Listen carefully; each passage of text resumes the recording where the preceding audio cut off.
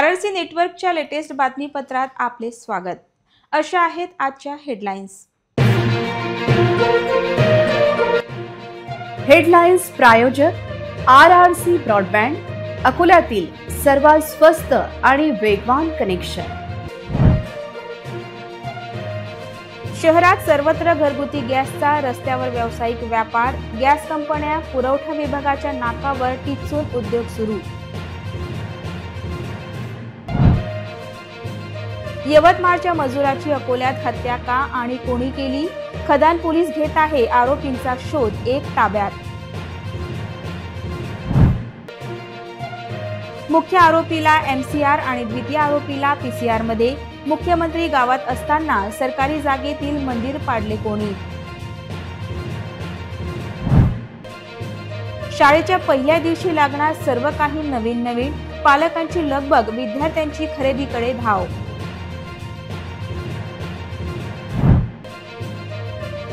महापालिकेच्या अनियमित आणि दूषित पाण्याने जनता वैतागली, लोकप्रतिनिधींचे दुर्लक्ष, घरोघरी रुग्णांची संख्या वाढली।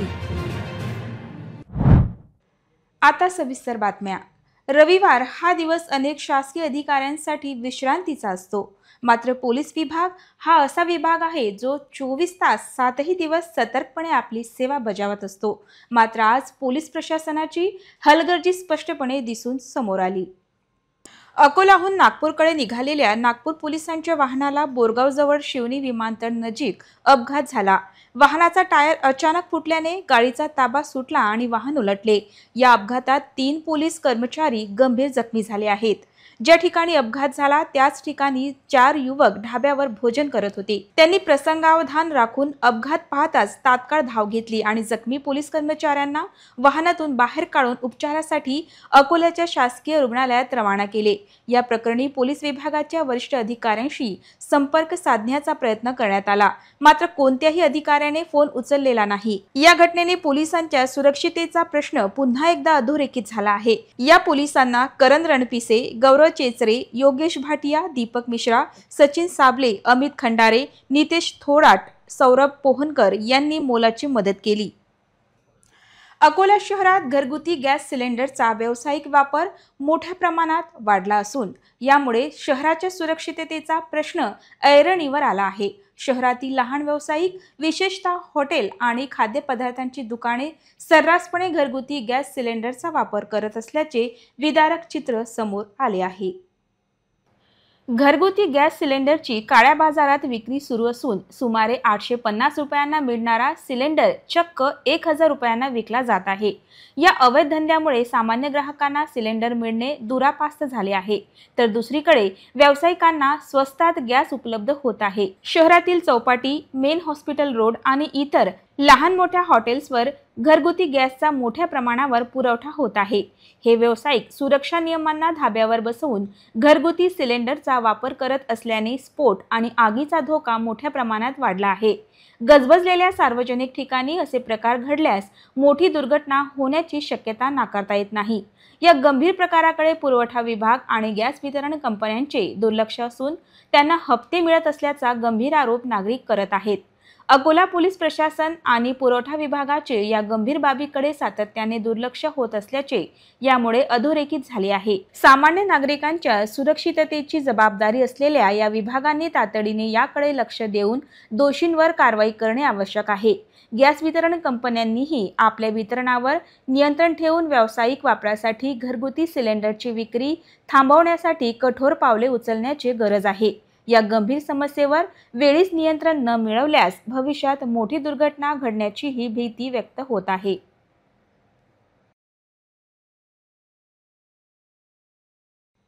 कौलखेड चौकाजवळ काल रात्री उशिरा गंगाधर डाबेराव या मजुराची अज्ञात आरोपीने दगडाने ठेचून हत्या केल्याची धक्कादायक घटना समोर आली आहे। परिसरातील नागरिकांनी या घटनेची माहिती खदान पोलिसांना दिल्यानंतर पोलिसांनी तात्काळ घटनास्थळी धाव घेतली। पोलिसांनी या प्रकरणात एकाला ताब्यात घेतल्याची माहिती समोर येत आहे। मृत गंगाधर डाबेराव हा गेल्या 6 ते 7 वर्षापासून अकोल्यात हातावर मजुरी करून उदरनिर्वाह करत होता। त्याचा एक भाऊ अकोट येथे राहतो। घटनेची माहिती मिळताच खदान पोलिसांनी पंचनामा करून मृतदेह जिल्हा सामान्य रुग्णालयात शवविच्छेदनासाठी पाठवला। या घटनेने परिसरात एकच खळबळ उडाली आहे। पोलीस सूत्रांनी दिलेल्या माहितीनुसार अज्ञात आरोपीने गंगाधर डाबेराव याच्या डोक्यात दगड मारून त्याची हत्या केली आणि त्यानंतर तो फरार झाला। आरोपीचा शोध घेण्यासाठी पोलिसांकडून युद्धपातळीवर प्रयत्न सुरू आहे। घटनास्थळी डॉग युनिट, फॉरेन्सिक तपासणी पथकासह स्थानिक गुन्हे शाखा आणि खदान पोलीस ठाण्याचे अधिकारी पुरावे गोळा करत आहेत। तसेच परिसरातील सीसीटीव्ही फुटेज तपासले जात असून त्यातून आरोपीचा सुगावा लागण्याची शक्यता वर्तवली जात आहे। या हत्येमागील कारण अद्याप स्पष्ट झाले नसून पोलीस विविध बाजूने तपास करत आहे। लवकरच आरोपीला अटक करून या प्रकरणाचा छडा लावला जाईल अशी अपेक्षा आहे। खदान पोलीस स्टेशन हद्दीत असलेल्या आसरा मेस्का माय या जुन्या मंदिराला कोणी पाडले असा प्रश्न असताना या प्रकरणातील मुख्य आरोपीला MCR आणि दुसऱ्या आरोपीला PCR हे अकोल्यातच घडल्याचे चित्र आहे। मुख्यमंत्री गावात होते त्या 11 जून रोजीची ही घटना आहे। बुधवारी ब्रह्मा फिटनेस जिम जवळ असलेल्या आसरा मेस्का माय हे जुने मंदिर खडकी गावठाण येथे होते। हे मंदिर मुख्यमंत्री फडणवीस गावात असताना पाडल्याची माहिती प्राप्त झाली आहे। हे मंदिर जिब्राईल इब्राहिम दिवाण याने व त्याच्या मुलाने काही लोकांना सोबत घेऊन पाडले। मंदिरात एकूण 7 मूर्त्या होत्या। त्या 7 पैकी केवळ एकच देवीची मूर्ती सापडली। पूजेचे साहित्य सापडले। स्थानिकांच्या धार्मिक भावनांना ठेच लागली आणि दुखावल्याने त्यांनी खदान पोलिसात तक्रार केली आहे।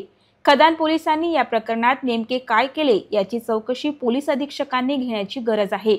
इतकेच नाही तर या प्रकरणातील मुख्य आरोपीला MCR आणि द्वितीय आरोपीला PCR कसा असा प्रश्न पोलीस अधीक्षकांनी यंत्रणेला विचारणे आवश्यक आहे। या प्रकरणाचा सखोल तपास होण्याची मागणी स्थानिकांनी केली असून खदान पोलिसांची भूमिका संशयास्पद असल्याची माहिती प्राप्त झाली आहे। चिमुकले विद्यार्थी पुन्हा शाळेच्या वाटेकडे वळण्यास सज्ज झाले आहे।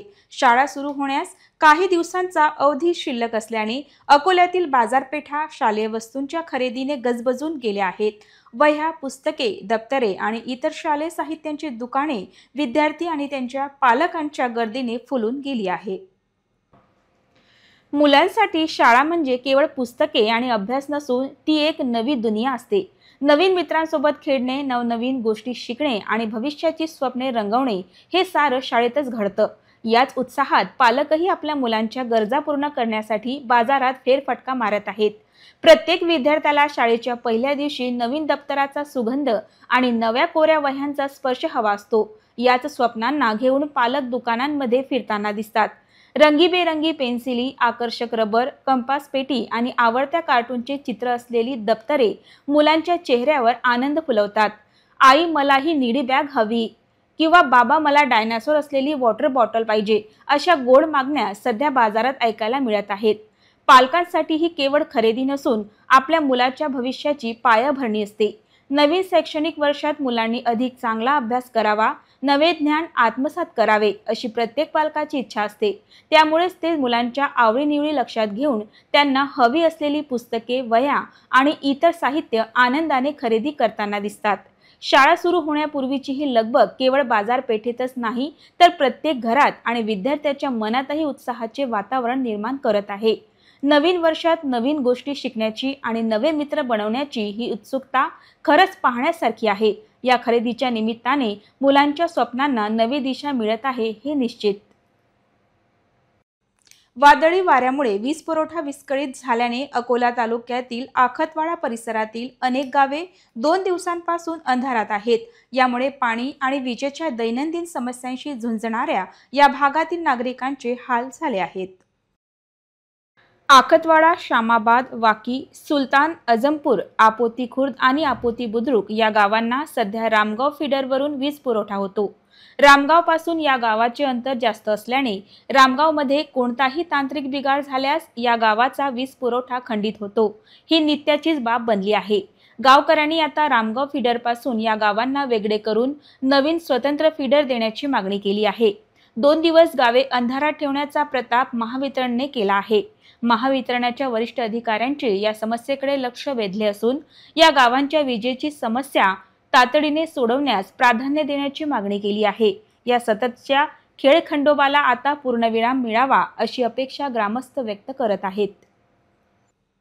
इतरही घडामोडींचा आपण आढावा घेणार आहोत, मात्र छोट्याशा विश्रांतीनंतर। अब इंटरनेट महंगा नहीं, सस्ता भी और फास्ट भी, बस 8 रुपए प्रतिदिन में। इतना फास्ट इंटरनेट, हाँ, सिर्फ 8 रुपए प्रतिदिन में। पाइए 20 MBPS स्पीड वाला अनलिमिटेड इंटरनेट, बिना डेटा लिमिट और बिना रुकावट। स्ट्रीमिंग, गेमिंग, डाउनलोडिंग, सब कुछ अब बिना रुके। 20 MBPS अनलिमिटेड इंटरनेट आजमाइए अभी। आज ही कॉल करें हमें और जुड़ जाइए फास्टेट नेटवर्क से। RRC network private limited internet अब सबका हक है, फास्ट और सस्ता अनलिमिटेड। विश्रांतीनंतर पुन्हा एकदा तुम्हा सर्वांचं हार्दिक स्वागत। महापालिकेत कंत्राटी पद्धतीने कार्यरत कर्मचाऱ्यांच्या मे महिन्याचे वेतन देताना थेट 3,000 रुपयांची कपात करण्यात आली।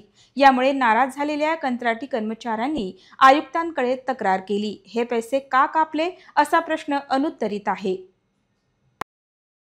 महापालिकेत टेक्निकल, नॉन टेक्निकल कर्मचारी कंत्राटी पद्धतीने घेण्यात आले आहे। कर्मचारी पुरवण्याचा कंत्राट एकूण 3 कंपन्यांनी घेतले आहे। यापैकी नॉन टेक्निकल कर्मचारी पुरविण्याचे कंत्राट क्षितिज या कंपनीकडे आहे। या कंपनीला कर्मचारी पुरविण्याच्या मोबदल्यात कमिशन मिळते। आतापर्यंत कंपनीने 16,400 रुपये वेतन नियमितपणे दिले, मात्र मे महिन्याचे वेतन देताना थेट कपात करून 13,800 रुपये देण्यात आले। थेट 3,000 रुपयांची कपात झाल्याने कुटुंबांचा चरितार्थ कसा चालवावा असा प्रश्न या कंत्राटी कर्मचाऱ्यांसमोर उभा ठाकला। त्यामुळे धास्तावलेल्या कंत्राटी कर्मचाऱ्यांनी आयुक्त डॉक्टर सुनील लहाने यांच्याकडे तक्रारी केली। कंत्राटदाराने रक्कम नेमकी कोणत्या कारणाने कमी दिली ही बाब स्पष्ट केली नसली तरी कपात केलेले पैसे परत देण्याचे आश्वासन दिले। दिलेल्या आश्वासनाची पूर्तता केली जाते की नाही ही बाब येत्या काही दिवसात स्पष्ट होईल। जिल्हा परिषद पंचायत समिती निवडणुकीसाठी गट गणरचना करण्याचा आदेश ग्रामविकास विभागाने दिला आहे। त्यामुळे आता या निवडणुकांकडे मतदारांबरोबर राजकीय नेते मंडळीचे देखील लक्ष केंद्रित झाले आहे। जिल्हा परिषदेचे अंतिम गट, पंचायत समितीचे अंतिम गण रचना झाल्यानंतर आरक्षण सोडतीनंतर निवडणुकीचे कार्यक्रम जाहीर होईल। 2020च्या जिल्हा परिषद सार्वत्रिक निवडणुकीत गटांची संख्या 53 होती। पंचायत समिती गणांची संख्या ही 104 राहणार आहे। प्रभाग रचनेसाठी जात, जिल्हा परिषद, पंचायत समिती गट, मतदार संघ क्रमांक, गट गणाचे नाव, एकूण ग्रामपंचायती संख्या, संबंधित गावाची संख्या, एकूण लोकसंख्या, अनुसूचित जातीची लोकसंख्या, अनुसूचित जमातीची लोकसंख्या नमूद करावी लागणार आहे। ही प्रक्रिया पूर्ण झाल्यावर जिल्हा परिषद व पंचायत समितीच्या निवडणुकांचा मार्ग मोकळा होणार आहे। दरम्यान इच्छुकांनी कंबर कसली असून त्यांनी भेटीगाठी वाढविल्याची माहिती आहे। सिक्कीम स्टेट डिअर डान्सर लॉटरीने पुन्हा एक कोट्याधीश तयार केला आहे। पाहूया याविषयीचा वृत्तांत। फक्त 6 रुपयांमध्ये 1 कोटी जिंकण्याची संधी तुम्हाला सिक्कीम स्टेटची डिअर डान्सर गुरुवार लॉटरी देऊ शकते। या महिन्यात 5 जून 2025 रोजीच्या ड्रॉमध्ये एक नवा कोट्याधीश ठरला। विजय तिकीट क्रमांक 85H32680 हे तिकीट विकास लॉटरी सेंटर, अंधेरी पूर्व, मुंबई येथून विकले गेले होते। तिकिटाचे स्टॉकिस्ट श्री गणेश एंटरप्राइजेस, दादर, मुंबई। इतरही घडामोडींचा आपण आढावा घेणार आहोत, मात्र छोट्याशा विश्रांतीनंतर। अब इंटरनेट महंगा नहीं, सस्ता भी और फास्ट भी, बस 8 रुपए प्रतिदिन में। इतना फास्ट इंटरनेट, हाँ, सिर्फ 8 रुपए प्रतिदिन में। पाइए 20 MBPS स्पीड वाला अनलिमिटेड इंटरनेट, बिना डेटा लिमिट और बिना रुकावट। स्ट्रीमिंग, गेमिंग, डाउनलोडिंग, सब कुछ अब बिना रुके। 20 MBPS अनलिमिटेड इंटरनेट आजमाइए अभी। आज ही कॉल करें हमें और जुड़ जाइए फास्टेट नेटवर्क से। RRC network private limited internet अब सबका हक है, फास्ट और सस्ता अनलिमिटेड। विश्रांतीनंतर पुन्हा एकदा तुम्हा सर्वांचं हार्दिक स्वागत। जिल्ह्यात 24 पैकी 14 लघु प्रकल्प कोरडे पडले आहेत, तर उर्वरित लघु प्रकल्पात अल्पसा जलसाठा राहिला आहे। पावसाने दडी मारल्याने तसेच लघु प्रकल्प कोरडे पडल्याने ग्रामीण भागात काही प्रमाणात पाणी टंचाईचा सामना करावा लागत असून जनावरांच्या पिण्याच्या पाण्याचा प्रश्न निर्माण होत आहे। जिल्ह्यात अकोला पाटबंधारे विभागाच्या अखत्यारीत बारीक मोठी तालुक्यातील 11, पातूर तालुक्यातील 5, मूर्तिजापूर तालुक्यातील 2, अकोट तालुक्यातील 3 तर बाळापूर तालुक्यातील 4 असे एकूण 25 लघु प्रकल्प आहेत। या लघु प्रकल्पांमध्ये 16.72 दशलक्ष घनमीटर साठवण क्षमता निर्धारित झाली आहे। या लघु प्रकल्पांमुळे हजारो हेक्टर जमीन सिंचनाखाली आणली जाते। त्याचप्रमाणे लघु प्रकल्पांच्या संबंधित गावातील विहिरींना मुबलक पाणी उपलब्ध होते, तर परिसरातील जनावरांच्या पिण्याच्या पाण्याची सोय होते। मागील पावसाळ्यात जोरदार पाऊस झाल्याने लघु प्रकल्पात 100% जलसाठा उपलब्ध झाला होता। लघु प्रकल्पात साठवण क्षमतेच्या 18.79 दशलक्ष घनमीटर 19.69% जलसाठा शिल्लक आहे। वाशिम जिल्ह्यातील पिंपळगाव, हरू, सावरखेड, इस्पूर, जाणुना, ढोता, झाडोगा, मोहोळ, हतोना, पातूर तालुक्यातील गावडागाव, विसरंबी, बाळापूर तालुक्यातील कसरा, तामसी, अकोट तालुक्यातील शहापूर हे लघु प्रकल्प कोरडे पडले आहेत, तर बाळापूर तालुक्यातील कळम, खैरजना येथे अल्प पाणी साठवणुकीची व्यवस्था नसल्याने हा बॅरेज कोरडा असतो। अकोला महानगरपालिकेकडून शहरातील काही भागांमध्ये दूषित पाणी पुरवठा होत असल्याची गंभीर तक्रार समोर आली आहे। या दूषित पाण्याने जनतेचे आरोग्य बाधित होत असताना त्याकडे प्रशासनाचे दुर्लक्ष का असा प्रश्न विचारला जात आहे। जे पाणी तुम्ही पाहत आहात ते दूषित पाणी अकोटफैल, शंकरनगर, दुबेवाडी आणि टेलिफोन कॉलनी या भागातील नागरिकांच्या घरातील आहे। या दूषित पाण्याच्या माध्यमातून जनतेच्या आरोग्याशी हा खेळ सुरू असल्याचा आरोप होत आहे। महापालिकेच्या जलप्रदाय आणि आरोग्य विभागाने याकडे तातडीने लक्ष देण्याची मागणी जोर धरत आहे। या भागांना 6 ते 7 दिवसातून एकदा पाणी पुरवठा केला जात असून नागरिकांना स्वच्छ आणि शुद्ध पाणी मिळणे अपेक्षित आहे। मात्र सध्या गढूळ पाणी येत असल्याने आरोग्याचा प्रश्न निर्माण झाला आहे। यापूर्वी जुन्या शहरातून दूषित पाण्याची ओरड होत होती, आता अकोटफैल परिसरातील नागरिकांनाही या समस्येचा सामना करावा लागत आहे। स्थानिक रहिवाशांनी महापालिका यंत्रणेकडे तातडीने लक्ष देऊन नागरिकांना शुद्ध पाणी पुरवठा करण्याची मागणी केली आहे। नागरिकांच्या आरोग्याची जबाबदारी महापालिकेची असून या गंभीर समस्येवर त्वरित तोडगा काढणे आवश्यक आहे। पुन्हा एक नजर टाकूया आजच्या प्रमुख घडामोडींवर। हेडलाइन्स प्रायोजक RRC ब्रॉडबँड, अकोल्यातील सर्वात स्वस्त आणि वेगवान कनेक्शन। शहरात सर्वत्र घरगुती गॅसचा, रस्त्यावर व्यावसायिक व्यापार, गॅस कंपन्या, पुरवठा विभागाच्या नाकावर टिचून उद्योग सुरू। यवतमाळच्या मजुराची अकोल्यात हत्या का आणि कोणी केली? खदान पोलीस घेत आहे आरोपींचा शोध, एक ताब्यात। मुख्य आरोपीला MCR आणि द्वितीय आरोपीला PCR मध्ये।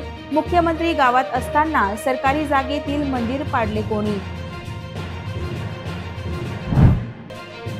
शाळेच्या पहिल्या दिवशी लागणार सर्व काही नवीन, पालकांची लगबग, विद्यार्थ्यांची खरेदीकडे धाव।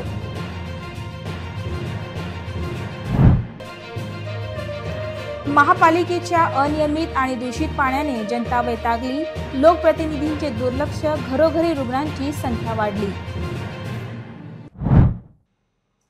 बातम्यांसाठी तुम्ही पाहत रहा RRC news. 2,30,000 दर्शकांनी RRC digital Akola हे यूट्यूब चॅनल सबस्क्राईब केले आहे, तेव्हा तुम्ही कसली वाट पाहत आहात?